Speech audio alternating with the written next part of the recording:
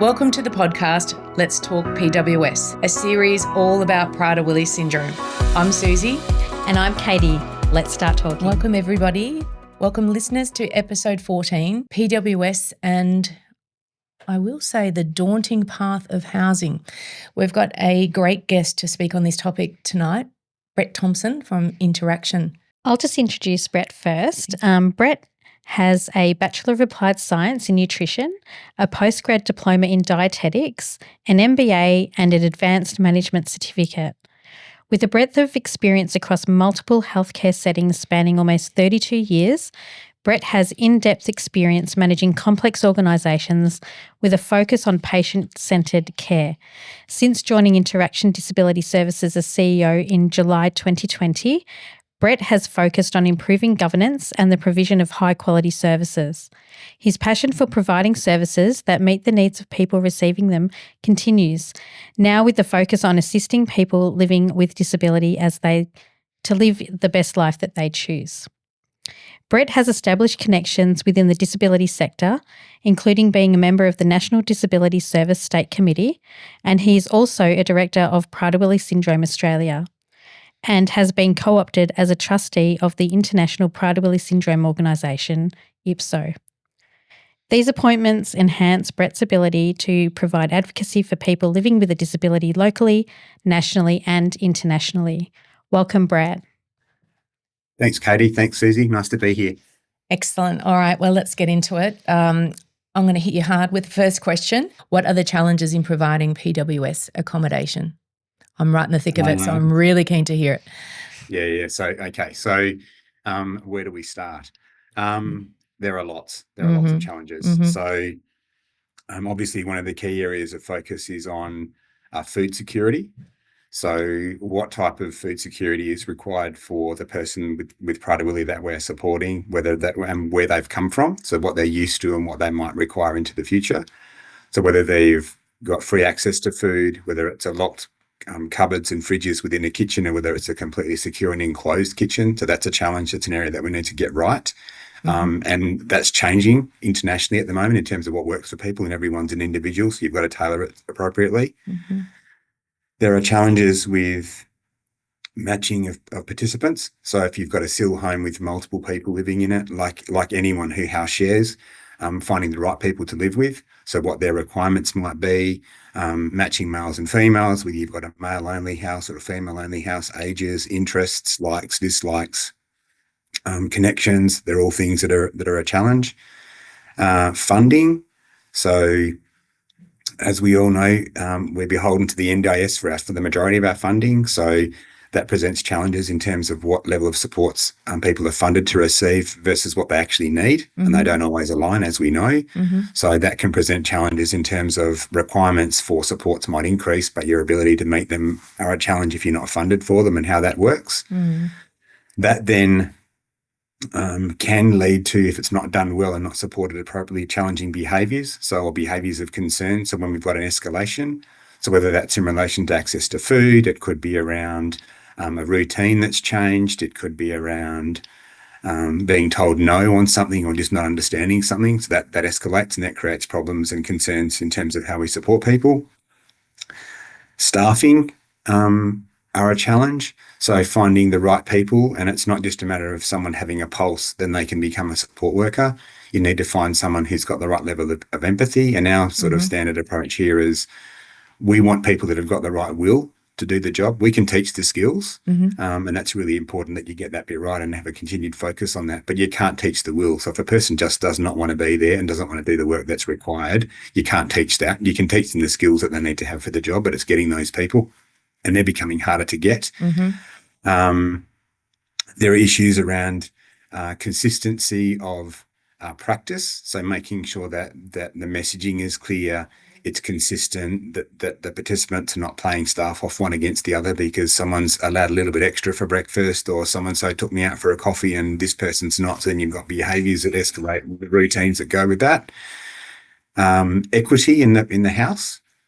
So the properties that we have that we use for SIL for Prader-Willi, the majority of them are purpose-built and they all have their own ensuite, so bathroom ensuite, so no one's sharing a bathroom. That has created problems for us in the past. We're fortunate to be in that position. Not everybody is, but that creates a bit of an issue, and the bedrooms and things are the same size.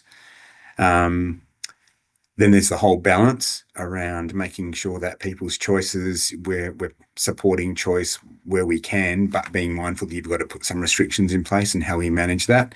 And then the other challenge, pulling all of it together, is the gradual process of transitioning people into a SIL home and how that works, the engagement of family, of significant others, and making sure that there's a strong connection and everyone's, if you like, singing off the same page in terms of how we transition people in. So we've got a consistent approach from the beginning of the conversation about a transition right through the transition, and then once we've moved in. So the challenges are numerous. Well, yes, simply put, that just seems completely overwhelming. But it has to be done, right? Because, it's either a Prader-Willi individual goes into accommodation by choice of their own volition, or sometimes from a family dynamic circumstances. We've got aging parents that are coming into the mix who can no longer be acting as carers. So all of those points that you covered, we can have a segment on every single one of them because they are in their own right challenges to be worked through, and no easy means of getting through that. In particular, if someone's considering moving in their Prader-Willi into, or the Prader-Willi person is moving into accommodation, you touched on staffing and it's harder to get. Can you expand on that, why it's getting harder to get staffing? Yeah, I think the disability sector as a whole is not seen as, and this sounds terrible, but not seen as a particularly sexy area to work in. So it's one of those areas that the pay is not particularly high. It's not particularly well recognised in the general community. So it's not an area that you hear a lot about, but it's an extremely rewarding area when you get into it and you do it right. So I think there's a challenge around how we do that, bringing people in. Yeah, it's industry wide. That's an issue industry wide. We know that there's a lot of attrition, and our partners can't be left exposed. Absolutely, yeah, it's a challenge. If I was to get into looking down the path of getting SIL supports for my Prader-Willi loved one and accommodation, what should I look for? Yeah, okay, that's good. Very good question. There are a lot of things that you need to take into account. So some of those will be obviously the current circumstance, where you are at the moment, what sort of experience you had, the environment that you're currently living in, and what sort of transition you want, what sort of location you're looking to move into. So then you start getting into details around the geography. So do you want the person living close to where you live currently or more remotely? That has a bearing, and there are pros and cons for each of those, which we've all experienced. You'd be interested to know about the design of the property. So, is it a standard 3-bedroom or 4-bedroom home with a master bedroom with an ensuite, and then the other 2 or 3 bedrooms are sharing a bathroom? What's the kitchen look like? What have they got set up for food security? You'd be wanting to know what sort of rules and practices are in place within the property. So that will depend on each of the individuals living there, but what sort of practices have been put in place, and what does the organisation or the SIL provider understand around Prader-Willi? So what sorts of things have they done in the past that might be replicated for your loved one, or that they need to tailor to suit your loved one's needs, and what they understand of those. You'd be wanting to understand what sort of routines and structure they've got, so that do they understand the importance of having a consistent routine for people, so that they know what they're doing on any given day at certain times, the controls around food appropriately, and the things that go with that. You'd be wanting to understand what sort of staff they've got. So are the staff well trained? Do they have knowledge of Prader-Willi? Do they understand that people with Prader-Willi are not like every other person with disability? They've got specific needs and requirements which need to be managed and supported properly. You'd want staff with resilience, that have got some empathy. You'd be looking for who else lives in the house. So is my loved one going to be compatible with those people, and how are they going to transition, and how will that be managed? You'd be wanting to look at how much involvement can I have as a loved one? So am I allowed to visit the house? And if so, how often, and how much connection can I have? Do they want me involved? Because most of our families want to be involved, thankfully, which is exactly what you want. but some choose not to be as closely involved, which is a challenge, I think, more so for the organisations supporting the people. But I think that's really important that families have a close connection, because you can also be the eyes and ears on the ground of things that staff will miss and organisations will miss. Brett, can I just ask, you mentioned there, am I allowed to visit? What does that mean? Yeah, so we obviously, there are some places where you might have, and I'd be really challenged if this was the case anywhere, but some sites may prefer not to have family involved because of various impacts, and we certainly do not. Yeah, we certainly don't follow that rule. That's more the old institutional approach, with less contact, but certainly you want very close connection with your family and you want them heavily involved. We've actually just had earlier today a meeting with some of our families around the connection, and I've often say to them, I'd love to have more families as closely aligned with their loved ones as they are, and the advocacy that they can provide. So it's really important that that's in place. Any organisation that sort of hints at, you've handed over care or supports to us and thanks very much, I'd be wary of that, because you want to have a close connection. You want to be maintaining that relationship that you've always had, and making sure that things are provided as they should be. Yeah. Wow. It's just mind-boggling, all the things that you need to think about when your loved one PWS person goes into supported living. And I guess what I'm sort of noticing as well, there is a bit of a shift as well. It doesn't necessarily need to look like going into a provider's accommodation, whether it be rented or they own their bricks and mortar or what have you. We know that there's families out there who have bought their own home for the specific purpose of housing their prior to willy loved one, and then the SIL supports come into the house too. And I think that's quite often, it's not really broadly known out there in the community. A lot of people think that having SIL, you have to go to a provider's bricks and mortar. Yeah, absolutely not. Yeah. So I think that the key focus needs to be, not so much can my loved one live independently. It's about, well, yes, they certainly can. It's what supports that we put in place, and where they live is up to them and the family. Correct. With the right supports, you can make it work. Yeah. Pretty much anywhere. It's a matter of having the right relationship with the participant or the person with prior to willy, their family or their significant others, and the SIL provider. And if people work collectively and collaboratively, you can actually make it work anywhere. You just need to have the right mindset and manoeuvre things accordingly. It doesn't have to be. It certainly should not be an institutionalised model. And it needs to be tailored to suit the individuals that are moving in. So we have examples of that where we've actually got at least one property where it's owned by family, and we provide the SIL supports into that property, and others are purpose built. But they look like, and they are, and that the participants who live there, it's their home. That's their house. We work in their house. They don't live in our office. We work in their home, and we support them accordingly. Yeah, absolutely. Look, living and breathing it at the moment. We just had Stephanie move in and into her own house, and we've taken out a private rental in between the two properties where my mum and my husband and I live, and Steph lives halfway in the middle in a rented house. I've deliberately made sure that rented house is somewhat crusty because of behaviours. I didn't want to have anything brand new in case of property damage. This house is a little bit more forgiving, but we are honestly right in the thick of it, and just the attention to detail and every little granular detail about her life that we have to convey to the SIL provider that's coming in. It's no easy feat. Just when you think you've got everything communicated and documented and shared, then forgot about this, forgot about that. It seems to be never ending, but slowly getting there. The biggest concern, I guess, for me is, funding. Here we are, we're demonstrating, we've got lots of behaviours going on constantly, but we've got the constant fear of the funding pulled away. What are your thoughts on that? Yeah, we also experience that. We're dealing with that currently with one of our sites, and the approach we've taken, despite 12 months of lobbying through ART and the rest of the process, trying to get it sorted with the NDIS, it's still ongoing. One of the things that we have now done is, as a provider, the NDIS really don't want to hear from us because we have a vested interest, in inverted commas. So we do joint lobbying with families directly to local members and other politicians as we need to try and facilitate the process of them at least getting a voice at the table for the appropriate level of funding. Does it always work? No. Yeah. But you have to keep battling if you can't give up on it.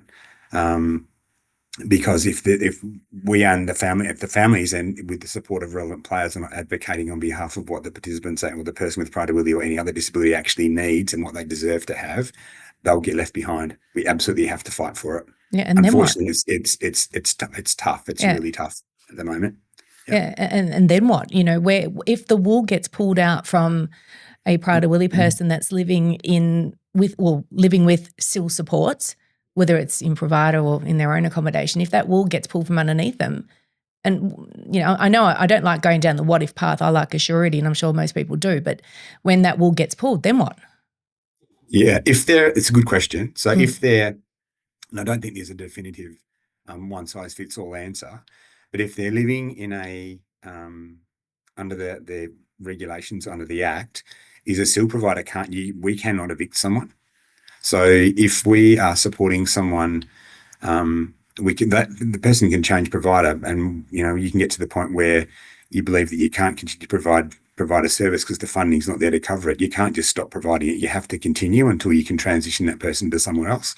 So there is a bit of a catch-all potentially. The problem with that is if that doesn't work and the provider that's providing an unfunded service continues to do that and then eventually winds up or goes under, then you're in a real bind. Like many of them do. Yeah, absolutely. Then you're in a real bind. So there's a lot of, as we know, most of the, over 60% of the NDIS, of the registered providers at the moment are currently running at a loss because people are carrying services that are not funded. Because if you're value driven and doing the right things, you have to do that because there's a need there. You can't not do it. So we have to get there. It's so absurd because they're going to have Prader-Willi for their whole life. So why is the funding even contentious? Like, why does it have to be something that you have to fight for constantly? I wish I knew the answer to that. We've got a family. Our founding family families were Prader-Willi parents. And we provided supports to their loved ones for about 40 years. So they're still with us. Most of those parents are still around. And they've told me only recently that if we have to go back and do what we did 20 or 30 years ago to fight for the level of funding that we believe we need, we will, but we shouldn't have to. So we're going backwards in some respects. I don't really want to get political about it, but it's a waste of everyone's time. It's such a waste of everyone's time. The whole funding process is a massive challenge, and that's a whole topic on its own, realistically. Absolutely it is. I mean, I feel like I'm on the battlefront for so many of our Prada clients at the moment, and it is absolutely ridiculous. And yes, I don't want to get political, but let's go on to the next question here. How do you think the government drive for supported decision-making will affect Prader-Willi housing? I think what it will do for the providers that are managing and providing supports appropriately, it shouldn't make any real difference because we should be doing all of the things that the government are pushing for and what will come out of the new the SIL practice standards, which are about supported decision-making, making sure that the participants have an informed choice. They're involved in decisions about their life and how those things move forward. So I guess the key areas from a SIL provider in the Prader-Willi space are going to be around things like restrictive practices. So around food particularly. So how much choice does the person with Prader-Willi have involved? How much input do they have in those decisions? And we've got a number of our participants who basically plead for us to make sure that the restrictions around food access are in place, because without that, the anxiety levels go through the roof and so do the behaviours. So their choice is to have the restrictions in place. So it's how that's managed, I think, is really important. It's also looking at the risks that are in play and how you can manage and support people so that they can make the decisions that they need to. But they've got a choice around it, but not wrapping people in cotton wool, actions to have consequences. And that's just the other key thing, and that's bottom line for all of it, is that each of the people that we're supporting with Prader-Willi and other disabilities are individuals. They have their own rights. And our job is to make sure that their rights are managed and supported as best we possibly can, and letting them be aware of what the risks are that of some of the behaviours or the actions or the decisions that they make. And they can be as informed and supported as much as possible to make the right one. They're not always going to, and none of us do. We all make decisions every day. It's a risk process. But I think bottom line is the changes that are coming in will basically legislate or make as part of the registration requirements formalise what good value-driven organisations would already be doing. And at a high level, are you able to share with our audience just what those changes mean? Yeah, so there are requirements around being able to evidence the fact that you do supported decision making and provide details of how you do that. And then some of the other changes are not necessarily related to supported decision making, but around tenancy agreements and governance components and how that works is for them. So, but the main one realistically, I think that impacts, the tenancy one will be an issue, making sure that the tenancy agreements are separate from the SIL agreement. So the service agreements under the SIL funding are different to the tenancy component. They need to be separate and clearly articulated and well documented. And then obviously the other one is, as I said, it's the supported decision making and making sure that there's clarity around how you do that. You're not making decisions on behalf of people and not giving them a choice. Yeah, and that would cover when guardianship is involved too, right? Yeah. Absolutely. Yeah, covers all those. Yeah. It's a big topic, but we are at time. Yes. Thank you so much, Brett, for being here. And, as a CEO of a large organisation, we really do value that you took the time out, and thank you for supporting our families. Thank you for your service on the PWS Australia board and the IPSO board. I know that you have a few early morning meetings because it's an international board, and that your passion and dedication to our community is amazing. So thank you very much. My pleasure. Thanks for the invitation to be involved. Thank you. Thank you, Brett. As we close tonight, don't forget to sign up as members at pws.org.au, where you'll also find ways to donate and sponsor our various projects and initiatives. Please remember to like, follow and share us on our socials. And until next week, let's keep talking.